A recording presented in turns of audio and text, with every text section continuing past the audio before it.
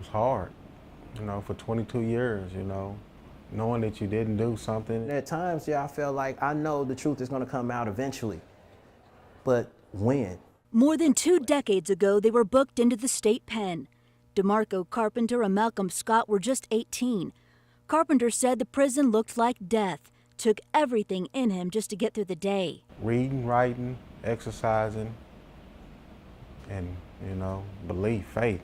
A jury convicted Carpenter and Scott in the 1994 drive-by shooting that killed Karen Summers. It happened outside a house party in Tulsa. Michael Wilson was arrested for the murder too, but the DA eventually reduced his charge and he got out just a few years later.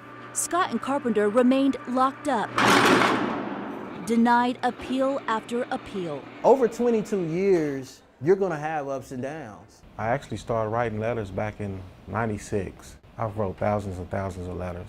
Carpenter wrote attorneys, famous athletes, even President Obama begging him for help. Scott was writing letters too. In 2011, the Oklahoma Innocence Project answered. Anytime human beings are involved in a process, mistakes are going to happen, either on behalf of the government or on the defense lawyer's behalf or the judge or the jurors. A shocking confession in 2014 broke the case wide open.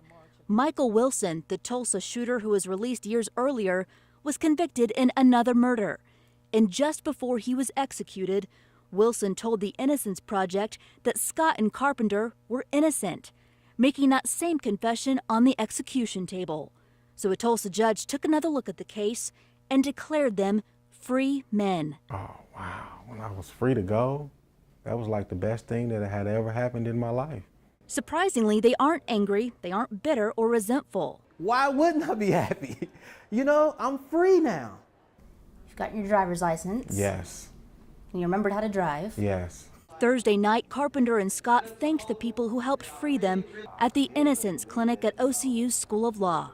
If I'm going to be upset about something or angry or anything, I'm going to channel that into doing something that's going to be helpful.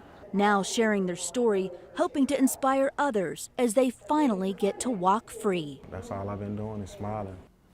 I'm enjoying life.